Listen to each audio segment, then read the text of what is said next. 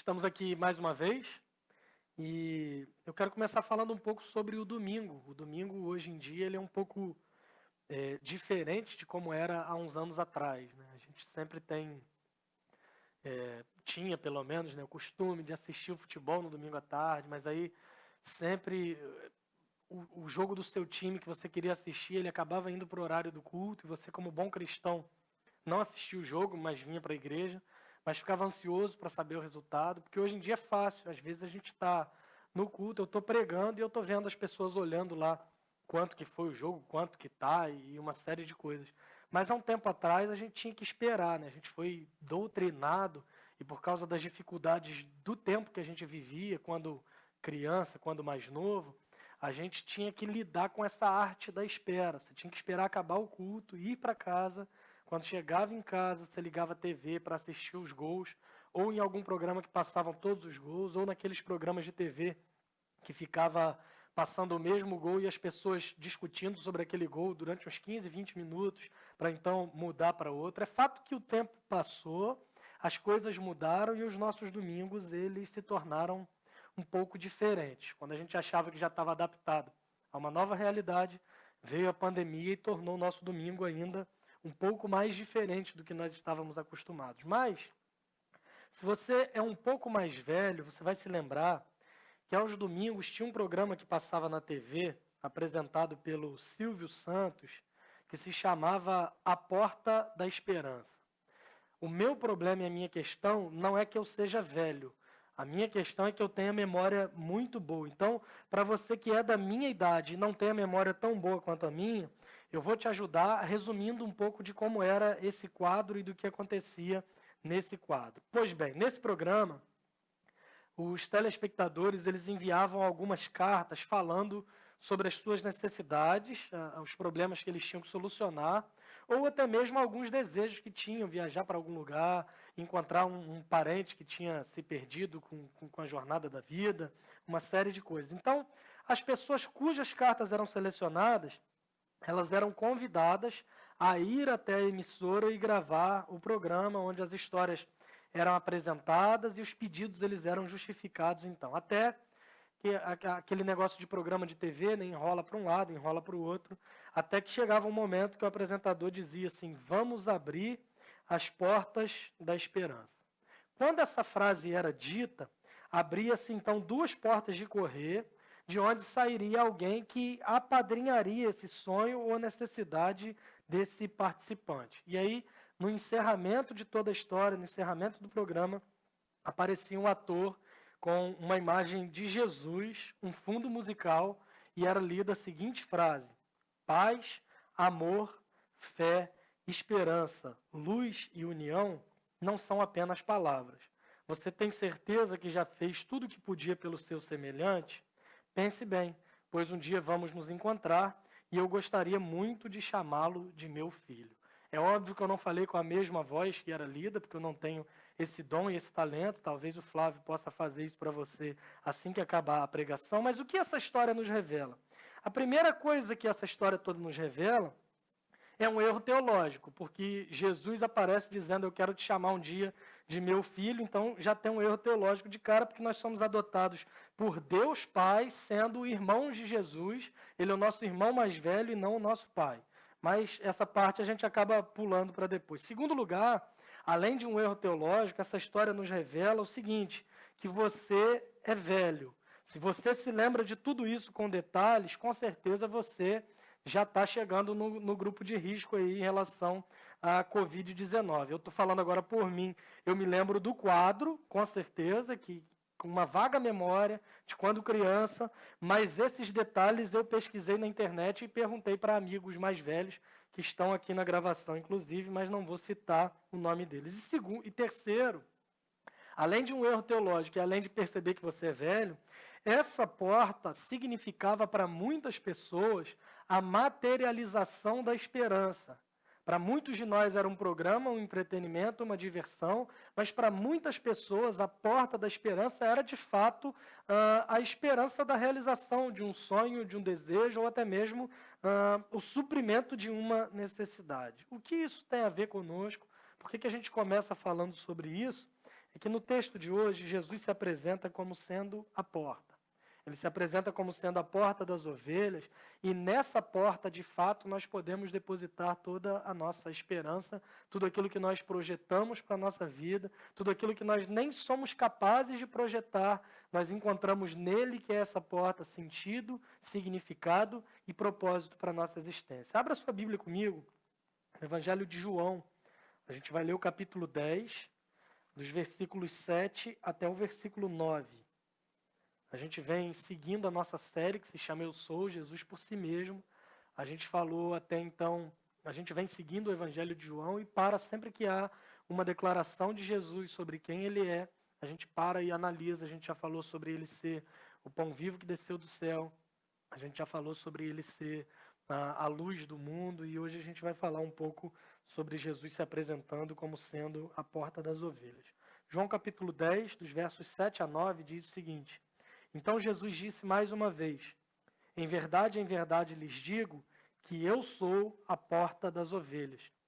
Todos que vieram antes de mim são ladrões e salteadores, mas as ovelhas não lhes deram ouvidos. Eu sou a porta. Se alguém entrar por mim, será salvo.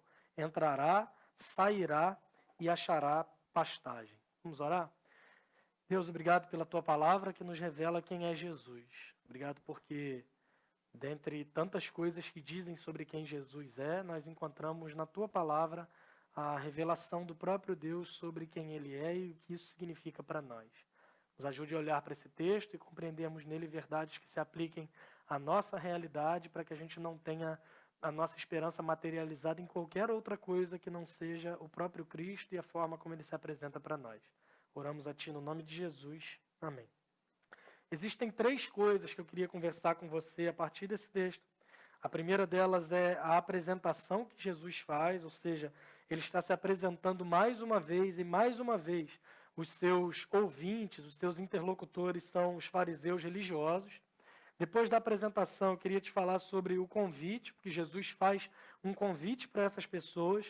E, em terceiro lugar, é uma espécie de iluminação, onde Jesus esclarece e elucida algumas promessas que são destinadas para todos aqueles que atendem a esse convite. Então, primeiro, a apresentação.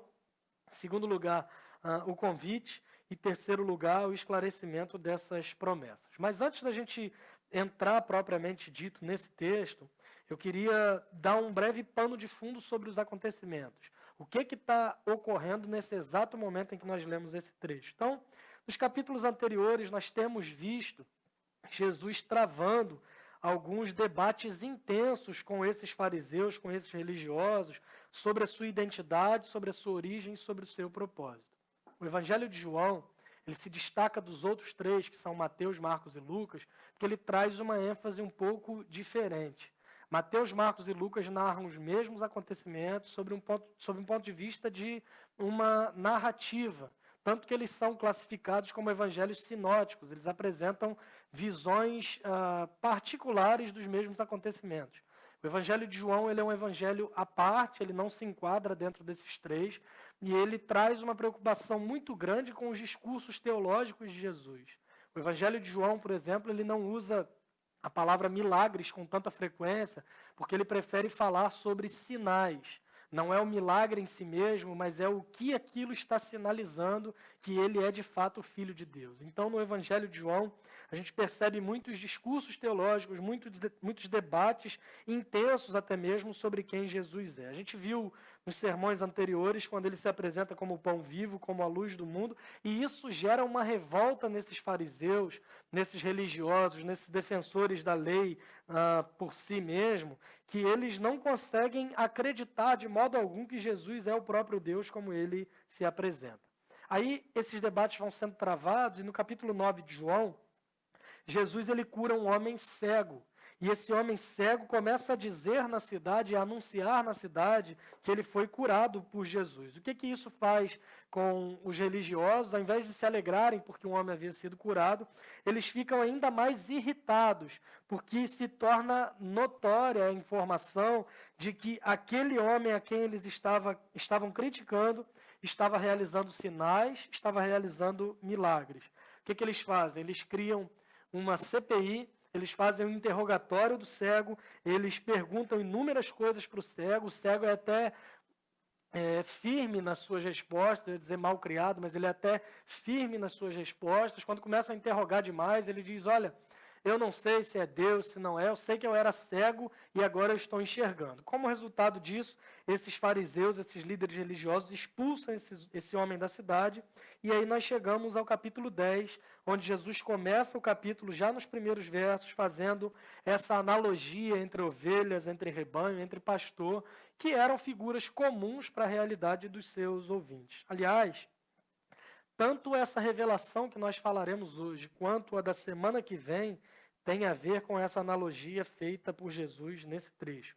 Semana que vem a gente vai falar sobre Jesus se apresentando como sendo o bom pastor. E quando ele se apresenta como sendo o bom pastor, ele diz que conhece as ovelhas individualmente, ele diz que conhece as suas ovelhas pelo nome, e ele diz que o único modo de pertencer a esse rebanho de Deus, a esse povo de Deus, é por meio de si mesmo. E agora ele fala que ele é essa porta, que quem não entra por essa porta, quem não chega a Deus por meio dele, como se isso pudesse acontecer, e ele esclarece que não é possível, mas aqueles que tentam se aproximar de Deus sem ser por meio de Jesus, ele diz que essa pessoa não passa de um ladrão, de um salteador. Os fariseus, então, não entendem o que ele quer dizer, e pelo fato dos fariseus não entenderem, nós chegamos a esse trecho de hoje, onde ele se apresenta, onde ele faz um convite, onde ele esclarece algumas promessas. Ele segue com essa imagem de ovelhas e pastores, quando se dirige a esses homens, a esses religiosos, explicando o que ele tinha acabado de falar. Então, nesses termos, ele começa fazendo aqui a sua apresentação. E a sua apresentação a gente vê no verso 7 de forma muito clara, quando o texto diz o seguinte: então disse Jesus mais uma vez, em verdade lhes digo que eu sou a porta das ovelhas. De modo muito claro e muito direto, Jesus está se apresentando do seguinte modo: eu sou a porta, Jesus é a porta. Por que razão Jesus se apresentaria assim para os seus ouvintes? Lembre-se que ele está falando com fariseus, com líderes religiosos que são seguidores da lei, cumpridores da lei, e mais do que isso, que centravam a sua identidade, a sua vida, o propósito da sua existência em seguirem essa mesma lei. Por conta disso, eles se consideravam superiores, eles se consideravam os guardiões da justiça de Deus. Além disso, eles estavam muito familiarizados, e isso é muito perceptível em todos os discursos de Jesus, que ele apresenta elementos que têm a ver com a realidade do ouvinte. Eles estavam familiarizados com ovelha, com pastor, com rebanho, e ainda mais familiarizados com o termo entrar pelas portas. Chegar até Deus usando algumas portas. Há, inclusive, alguns salmos que falam sobre isso, que nós devemos entrar por essas portas, entrar pelas portas com ações de graças, entrar pelos portões com louvor. Tem um salmo que diz, levantai, ó portas, as vossas cabeças, para que entre o Rei Eterno. Então, como conhecedores da lei e da palavra de Deus, eles estavam familiarizados com essa questão da porta. Era uma figura comum, uma imagem comum para eles compreender que nós devemos entrar no reino de Deus por meio de uma porta. Então, diante desse entendimento, Jesus vira para aqueles homens, tira o seu cartão de visitas e diz o seguinte: eu sou a porta. Vocês estão falando nos seus salmos, nas suas canções, na lei, que nós devemos chegar a Deus por meio de uma porta. Eu estou dizendo para vocês que essa porta sou eu. Lembre-se que no caso do cego que já foi citado aqui, eles não se alegraram porque o homem foi curado, mas eles o expulsaram da cidade porque Jesus o havia curado. Ou seja, para aqueles homens, os seus próprios métodos tinham mais importância do que a vida de um homem que era cego e agora passa a enxergar. Eles tentavam enclausurar o agir de Deus, prender Deus dentro de uma caixa e dizer que ele só poderia agir do jeito que os fariseus interpretavam que ele poderia agir. E a grande tristeza de tudo isso é que, às vezes, nós também tentamos enclausurar Deus nas nossas ideologias, como se Deus pudesse só agir, só pudesse agir se for do jeito que eu acho que ele tem que fazer. Nós tentamos colocar Deus e enquadrá-lo nas nossas correntes teológicas, na nossa ideologia, na nossa religião, no nosso modo de olhar a vida, e agimos por vezes do mesmo modo que esses homens que esses fariseus, que acreditavam que tinham o poder de determinar qual era essa porta que levava até Deus e tinham o poder de determinar quem eram as pessoas dignas de entrarem por essa porta que levava até Deus. O Tim Keller, ele tem uma frase que ele diz que, entretanto, diante de tudo isso, Cristo ele não é um argumento irrefutável.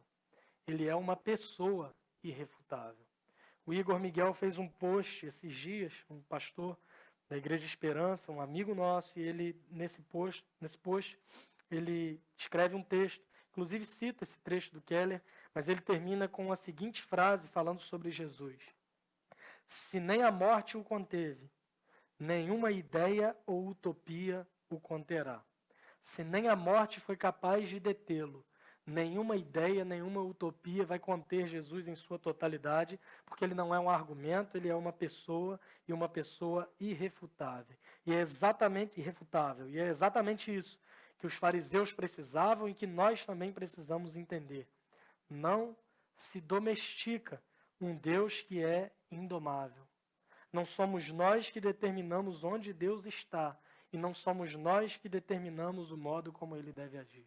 A pessoa de Jesus, ao longo da história, o ser humano tentou em algumas ocasiões determinar onde ele deveria se revelar e deveria se manifestar e o que aconteceu foram frustrações, porque Jesus não pode ser dominado, domado ou colocado dentro de uma caixa.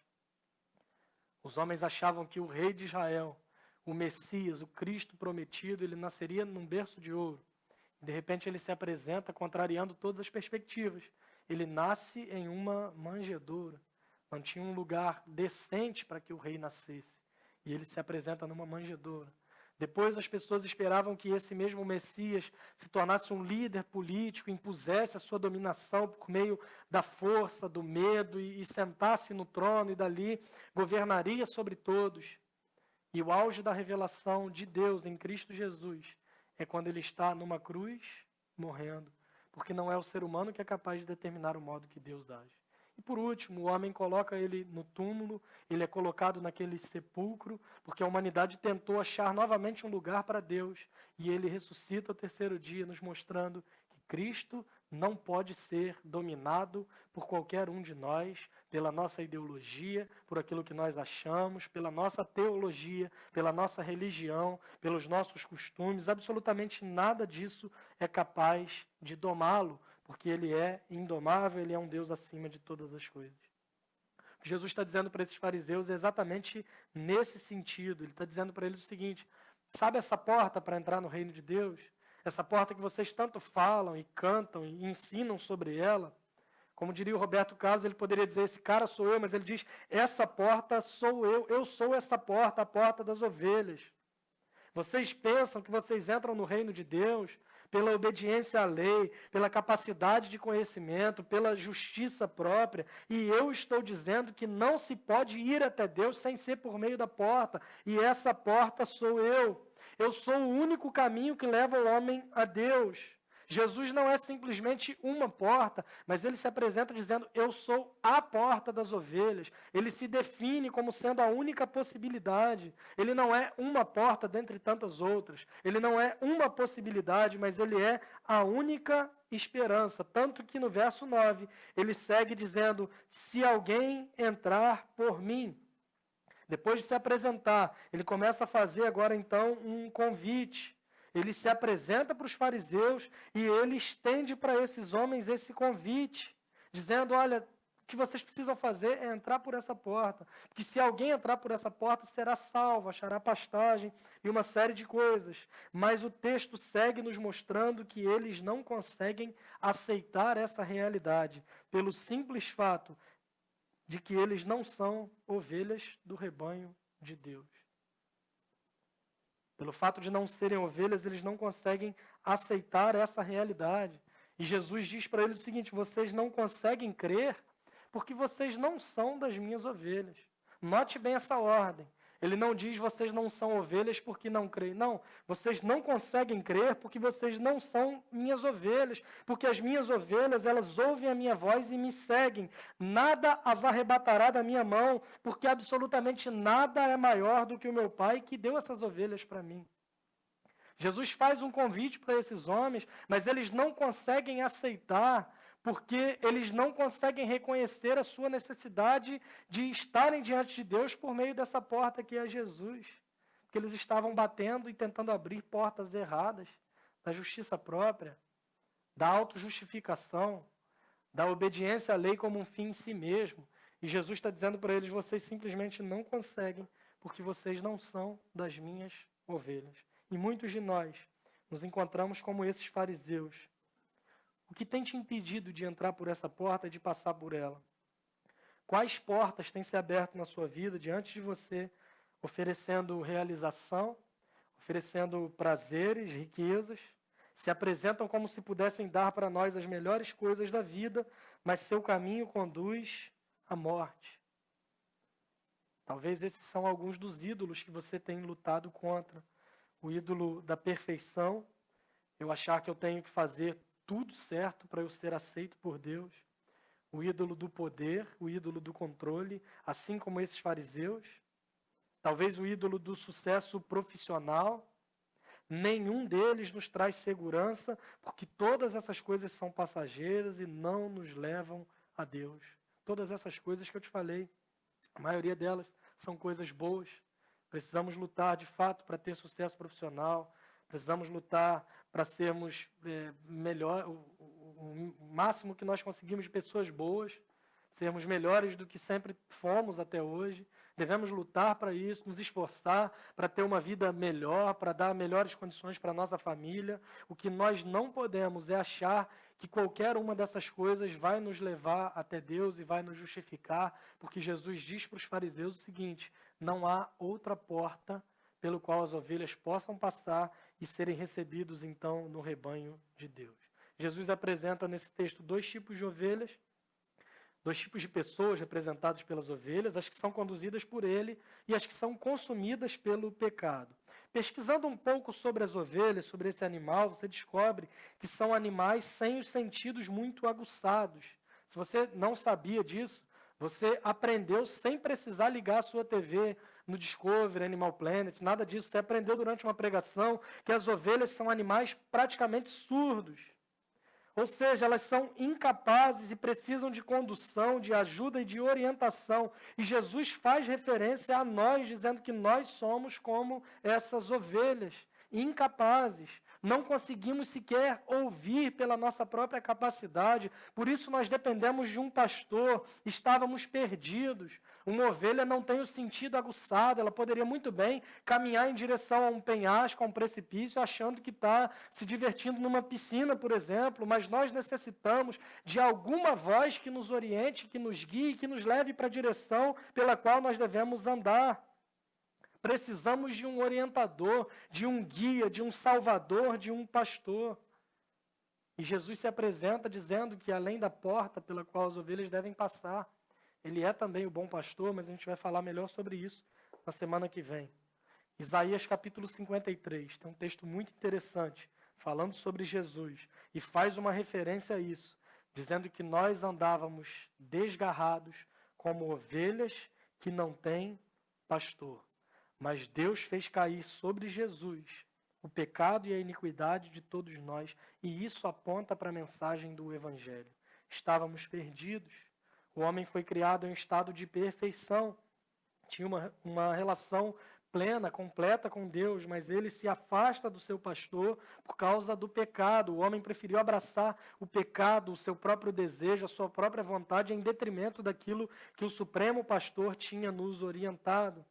E por conta do pecado, todos nós estávamos desgarrados, errantes, como ovelhas caminhando em direção à condenação.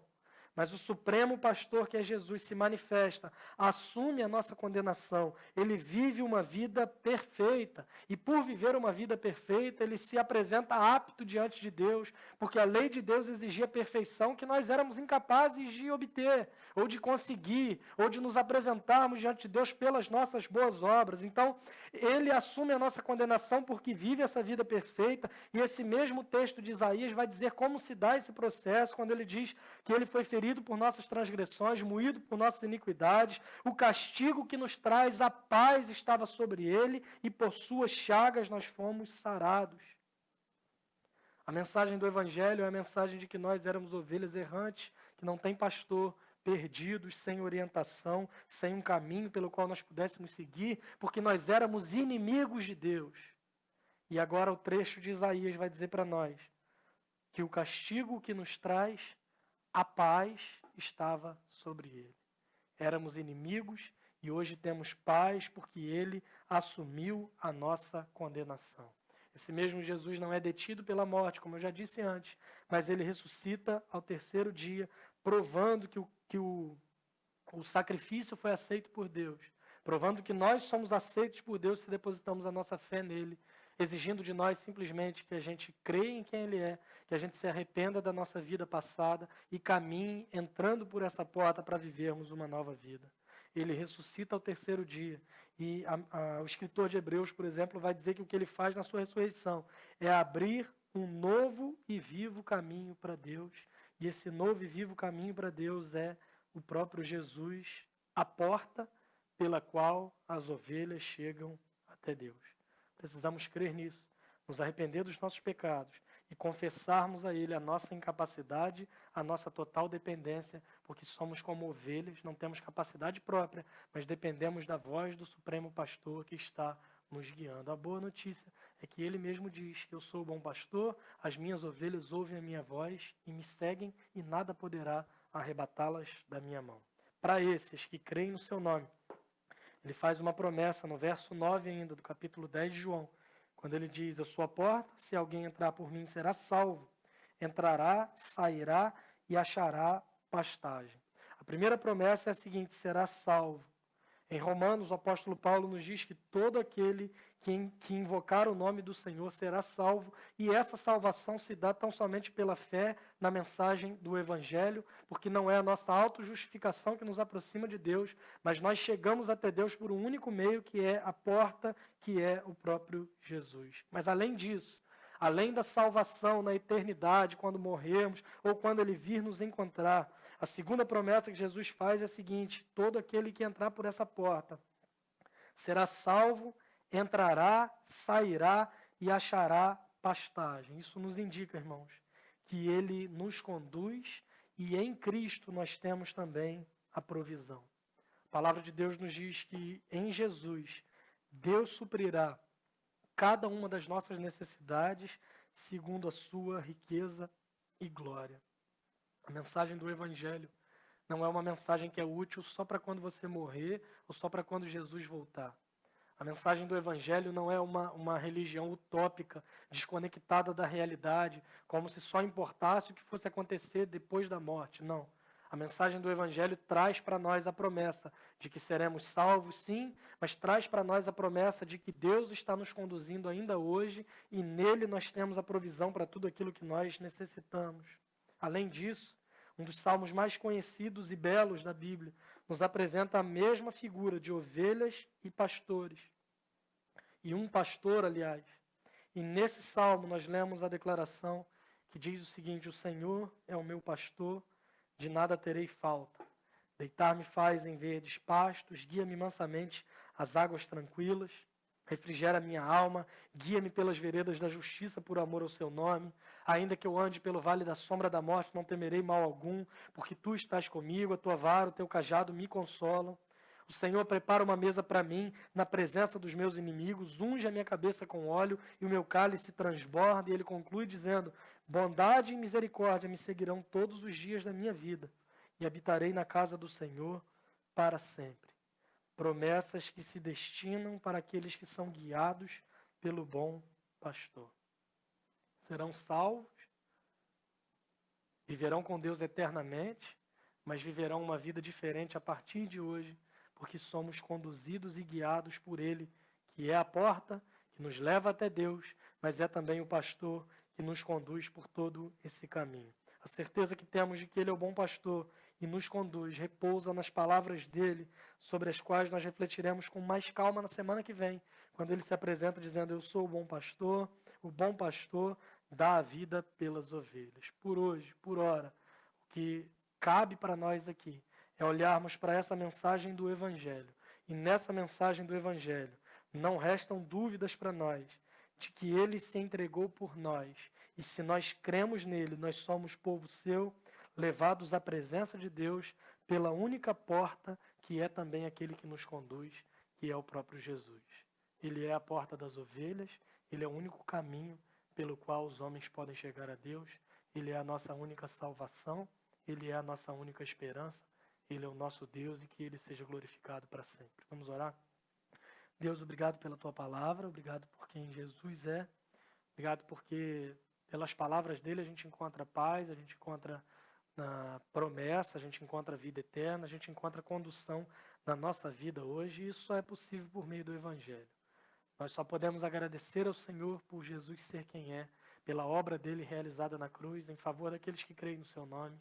Nós só podemos agradecer ao Senhor porque tudo isso é parte do plano eterno de Deus e nós somos beneficiados por meio da sua graça. Não merecíamos isso, mas o Senhor nos alcança por meio da sua graça, a tua graça que nos traz para si mesmo, a tua graça irresistível que nos coloca de joelhos, dizendo que somos incapazes, que não temos a menor capacidade em nós mesmos, a menor força em nós mesmos, mas somos chamados pelo bom pastor, porque somos das suas ovelhas, ouvimos a sua voz, te seguimos e temos a certeza de que absolutamente nada poderá nos tirar das suas mãos, porque o Senhor é maior do que todas as coisas. Essa certeza repousa sobre as nossas vidas, essa certeza é eterna, porque ela não se baseia em quem nós somos, mas se baseia nas palavras de um Deus que é eterno, imutável e que reina para todo sempre. No nome de Jesus nós choramos, amém e amém, que Deus nos abençoe.